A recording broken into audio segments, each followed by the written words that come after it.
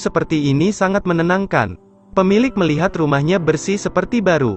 Ia takjub melihatnya. Gadis kecil itu menemukan sesuatu. Ia menyeret ayahnya ke kamar mandi. Melihat setiap sudut telah dibersihkan. Jendela pun seperti baru. Semua anak memuji pengasuh barunya. Semua pakaian di lemari tertata rapi. Tanaman di balkon disusun rapi. Tak akan ada yang menyangka sebelumnya rumah ini sangat kacau. Toilet yang bau, dapur berantakan, tanaman layu, dan kamar tidur berantakan. Melalui renovasi total oleh pengasuh baru, rumah ini seperti kembali ke singgasananya. Sang pengasuh memiliki kepribadian yang dingin. Ia juga menyiapkan makan malam yang mewah. Ibu mereka meninggal sebulan yang lalu. Itu membuat mereka kesulitan. Setiap pagi sarapan dengan roti. Menjelang sore saat kembali ke rumah mereka semua sangat lapar. Semua orang memandangnya dengan mata bersyukur. Dan mengundangnya untuk makan bersama. Tapi ia tolak mentah-mentah. Dokyu menanyakan soal yang sulit kepada ayahnya. Sang ayah melihatnya ia tak mengerti. Tiba-tiba pengasuh berkata 3B dikurangi 4AC adalah pangkat 3. Negatif 5 kali 3 kali 6 adalah negatif 90. Semua orang kagum melihatnya. Jawabannya tepat. Saat itu bibi mereka tiba-tiba datang. Mengetahui besok ulang tahun Hansoha. Dia ingin membuat pesta kecil untuknya. Bibi bertanya pada Hansoha, hadiah apa yang ia inginkan? Hansoha berpikir lalu menjawab ibu. Kalimat ini menyebabkan semua orang terkejut. Ayah bertanya apakah ada hadiah lain? Tidak, aku tidak membutuhkan yang lain. Aku hanya membutuhkan ibu. Aku merindukannya. Bibi melihat foto keluarga di sebelahnya. Tiba-tiba dia punya ide. Kemudian berjanji Hansoha akan bertemu ibunya kembali. Bibi menyebabkan lebih banyak masalah. Ayah menyuruhnya pergi dengan cepat. Keesokan harinya sepulang sekolah, Hansoha merasa sedih. Melihat siswa lain dijemput ibunya. Sang pengasuh berkata genggam tanganku. Ia pulang dengan bahagia. Ia menjadi bersemangat. Setelah kembali ke rumah, ia melihat punggung yang tak asing di dapur. Hansoha berlari memeluk ibu. Ia sangat rindu padanya. Namun ketika ia melihat wajah bibi, dia menghancurkan semua mimpi. Bibi membuat masakan seperti ibunya dahulu. Tapi Hansoha menjatuhkannya ke lantai. Lalu menyuruhnya membuka baju ibunya. Membuat semua orang sangat kesal. Setelah bibinya pergi, dia meraih baju ibunya dan balik ke kamarnya sambil menangis. Ia tidak ingin melihat barang ibu lagi. Jadi kakak mengambil dan membuangnya. Pengasuh mengambil baju lain. Itu sangat menyakitkan. Tapi dia berharap semua orang bisa menerima kenyataan ini. Semua keluarga dilanda kesedihan. Tetangga tiba-tiba muncul dan memarahi mereka. Membakar pakaian malam begini mengganggu suasananya. Pengasuh menyemprotkan air ke api agar padam. Tapi tetangganya masih marah. Tiba-tiba dia mengarahkan selang air ke arahnya. Dan membuat wajahnya basah. Melihat itu seluruh keluarga tertawa. Selanjutnya dalam suasana bahagia, semua orang menyanyikan lagu ulang tahun bersama. Setelah makan biasanya dia akan tidur. Tapi saat kembali ke kamarnya, ia menangis. Berharap bisa bertemu ibunya dalam mimpi. Hari berikutnya teman sekelas melihatnya sedih. Lalu memberitahunya cara bertemu ibunya. Ia membawa pengasuh bersamanya. Menerima bahwa ibunya meninggal. Dia memerintahkan pengasuh untuk mencari ibu. Mereka hampir tenggelam di sungai. Kakak muncul tepat waktu untuk menghentikan mereka. Setelah pulang ia mengeringkan rambutnya. Mereka tidak menceritakan apa yang terjadi barusan. Dia berbohong kepada keluarganya. Berkata ia pergi untuk mengambil sepatunya. Ia tak disalahkan karena dia hanya patuh pada perintah. Sebelum pergi, Sang Chun juga mengingatkannya. Berharap dia tidak membawa putrinya ke sungai lagi. Karena sang istri mati di sana. Pengasuh berkata mungkinkah aku orang seperti itu? Ia khawatir dan berlari untuk menjelaskan. Istrinya dahulu salah paham. Tidak terjadi apapun tapi tiba-tiba bunuh diri. Jika bunuh diri maka setidaknya harus meninggalkan surat wasiat. Saya harap Anda tidak menebak apa-apa tentang istri saya. Pengasuh berkata, hari pertama ketika dia datang untuk membersihkan pakaian, ia melihat surat wasiat dari istrinya. Ia kembali ke kamar lalu menutup pintu. Ia terkejut. Sang istri mengetahui pengkhianatannya. Ia kepala keluarga yang tidak bertanggung jawab. Itu sebabnya dia menulis surat wasiat ini dan memasukkannya ke dalam baju suaminya. Kemudian pergi ke sungai dan bunuh diri. Keesokan harinya ia mengantar anak-anak ke sekolah. Saat masuk rumah pengasuh langsung diinterogasi. Mengapa ia menempelkan surat wasiat di pintu kulkas? Apakah kau berniat untuk membalas dendam? Dia takut jika anak-anak tahu mereka akan sangat kecewa. Jadi cepat bakar surat wasiat ini. Saat hendak membakarnya, tiba-tiba sang kakak datang dan mendengar percakapan mereka. Ia merebut kembali surat itu untuk membaca apa yang ibunya tulis. Bertanya pada ayahnya, apakah dia ingin membakar surat ini untuk menyembunyikan dosa-dosanya? Setelah mengatakan itu ia marah dan keluar. Han Yun memohon padanya untuk membantunya. Tolong bantu temukan wanita itu. Sang pengasuh menyetujuinya. Hari berikutnya ketika ayah pergi, dia diam-diam memeriksa teleponnya. Ia berselingkuh dan pura-pura berkabung untuk istrinya. Setelah mengetahui kebenarannya, dia memutuskan untuk mempublikasikan perbuatan jahat ayahnya.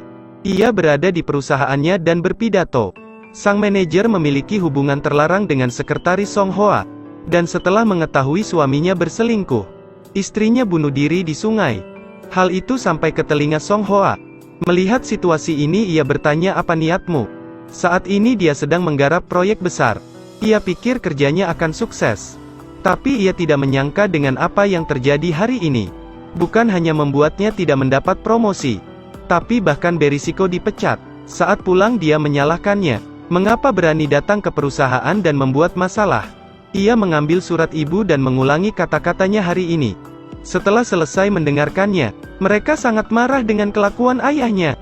Mereka hanya meminta ayah untuk mencintai ibu mereka. Tapi ayah ragu tidak bisa menjawab. Ia meminta pengasuh membantunya. Tapi ini urusan keluarga mereka. Dia sendiri bukan anggota keluarga, jadi tidak punya hak ikut campur. Selanjutnya mulai hari itu mereka memilih untuk meninggalkan rumah.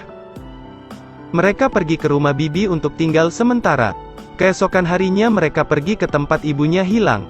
Mereka sangat marah pada ayahnya, bahkan bersumpah untuk memutuskan hubungan dengannya. Han Soha yang masih kecil tidak mengerti. Ia berkata rindu ayah dan ingin pulang. Semua kakaknya tidak setuju. Keesokan harinya Han Soha pergi ke pusat kantor untuk mencarinya. Dia menghabiskan semua uang untuk menggajinya 5 jam.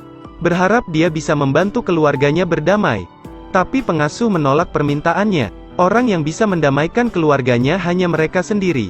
Ia menyuruh agar seluruh keluarga berkumpul bersama. Selanjutnya apakah mereka bisa menyelesaikannya? Pengasuh ini melakukan sihir untuk menghibur Han Soha. Bahkan penampilannya termasuk tingkat kesulitan tinggi. Dia baru saja datang dan membuat semua orang tercengang. Soal matematika yang sulit pun dengan sekejap ia selesaikan. Sejak dia bekerja, rumah yang berantakan tiba-tiba menjadi sangat bersih dan hangat. Meskipun dia tidak pernah tersenyum pada anak-anak, tapi dalam waktu singkat mereka sangat mempercayainya. Apapun yang terjadi, ia akan memikirkannya terlebih dulu. Kali ini perselingkuhannya terungkap. Mereka ingin memutus hubungan dengan ayah. Tapi Han Soha tidak mau hubungan keluarga rusak. Gadis kecil itu hanya bisa memohon untuk membantu keluarganya. Tapi karena pengaruh skandal itu, sang ayah diturunkan jabatannya menjadi kepala di lokasi konstruksi. Tiba-tiba dia mendapat panggilan Han Soha hilang. Ia bergegas ke titik pertemuan. Anak-anak pun harus setuju demi adiknya. Akhirnya meskipun ketiga anak itu tidak ingin bertemu ayah, tapi sekarang keselamatannya lebih penting.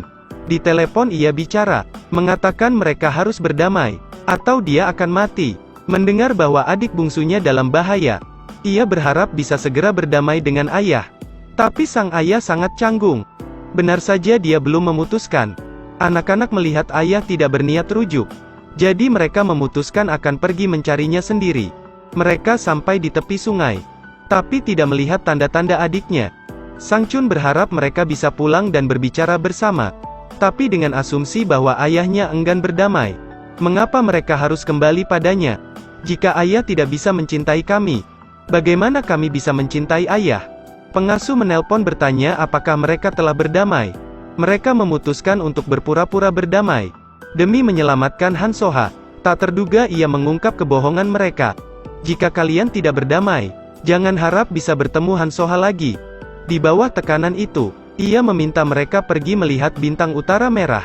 Mereka pergi ke tempat di mana bintang utara terlihat, tapi tetap tidak bisa menemukan Han Soha. Ia berpikir di mana harus melihat bintang utara. Ibu biasanya menceritakan tentang kisah bintang utara. Mereka mengingat sang ibu lagi. Mata anak-anak tertangkap bernostalgia. Tiba-tiba ia teringat, keluarga pun bergegas pulang, mencarinya di setiap sudut namun tak menemukannya. Tiba-tiba ia melihat adiknya di rooftop. Saat ini duduk di pagar. Dia bilang tempat ini terlalu berbahaya dan menyuruhnya untuk turun. Tapi sekali lagi, jika mereka enggan berdamai, Hansoha akan melompat turun. Ini membuat sang ayah sangat takut. Ia ingin menarik putrinya. Tiba-tiba kotak di tangannya jatuh. Ia hendak mengambilnya namun ikut terjatuh. Beruntung sang pengasuh menangkapnya dari bawah. Semua keluarga turun. Melihat tidak ada cedera, ayah menamparnya, lalu menyalahkan Hansu tidak boleh membuat lelucon seperti ini. Dia menangis dan meminta maaf kepada ayahnya.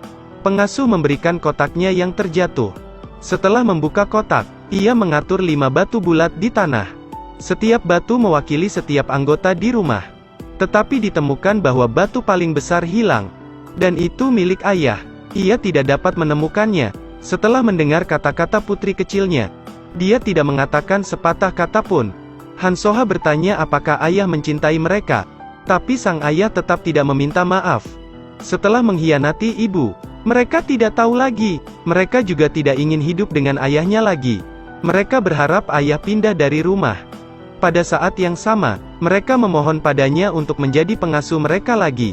Pengasuh menyetujuinya, karena melakukan kesalahan. Sang ayah juga setuju untuk meninggalkan rumah. Sebelum pergi ia mengambil batu yang mewakilinya. Mereka hidup dan kembali seperti semula. Hanya saja saat makan, posisi ayah menjadi kosong. Hansu merindukan ayah. Ia bertanya pada kakaknya kapan ayah akan kembali. Di bawah nasihat kakaknya ia langsung mengangguk setuju. Saat ini ayah berada di hotel. Mengingat hal tadi, bagaimana mungkin ia tidak malu? Ia baru saja kehilangan istrinya dan kini kehilangan segalanya. Dia hanya ingin lepas dari kehidupan yang penuh tekanan ini. Tapi dalam pernikahan tidak peduli siapa yang berkhianat. Korbannya tetaplah anak-anak. Cerita pun berakhir. Terus ikuti Edelweiss Review untuk mendapat